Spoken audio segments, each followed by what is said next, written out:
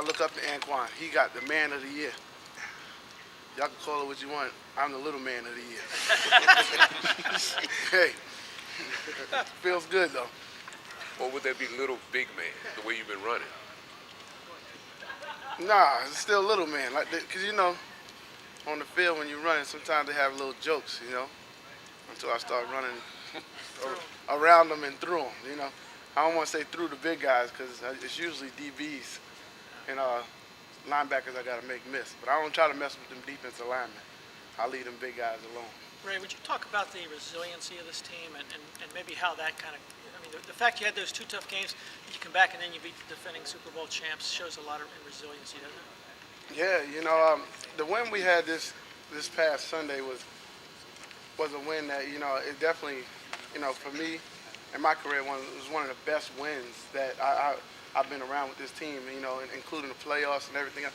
Just because, like you said, the resiliency of our team and our guys, for us to fight back, from what we're winning games, but even this game was close.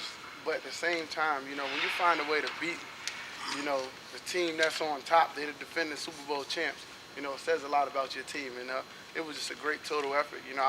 I was just glad to be a part of, the night before the game, Ray Lewis speaking to the team, and then us going out there and performing the way we did.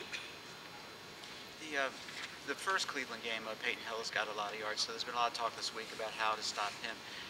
Compare what you were going through before that first Cleveland game to now, coming off a 233-yard game. Oh, man, I'm sure, they're saying the same thing over there about, what they're going to do to prevent me from having a big game, because, if you look at their offense, Peyton Hillis is the guy, and not taking away from anything from him. He's a great player, but, he leads the team in receptions. He's the leading rusher, so you got to put a vocal point on, where Peyton Hillis is at all time. And, and the guy's just done remarkable things for them this year,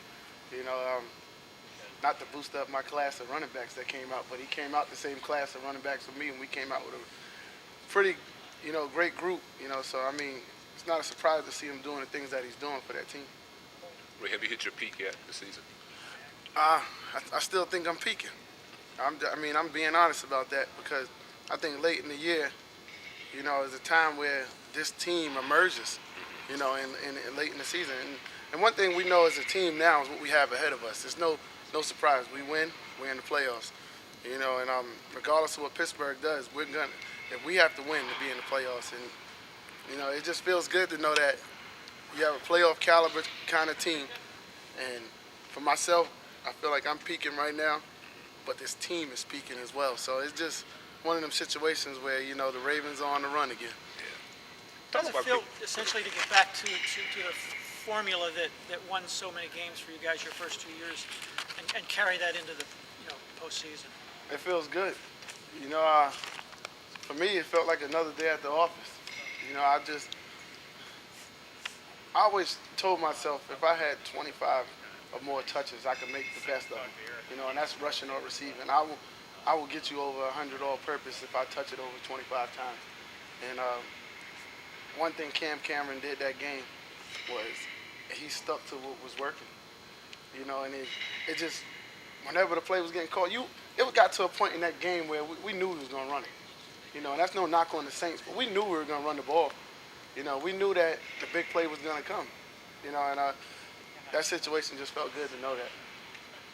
Ray, talk a little bit about what Christmas means to you, man. Christmas is a special time, and it's just one of those situations where yesterday, this week, yesterday on my off day, you having little Christmas parties, being able to give back to the community, having another little Christmas event on Thursday where I'm giving back to the community as well, to some kids as well. And, it's just a time where you reflect on, for me, I reflect on life, from where I came from, where I'm at now, and how I can help others, and, being that I'm a family man, getting calls from my brothers and sisters saying, what can I have for Christmas is pretty cool, because, I was on the end of the spectrum of asking my mom, and being able to give my mom and, my brothers and sisters the Christmases that, they never had is a big thing for me.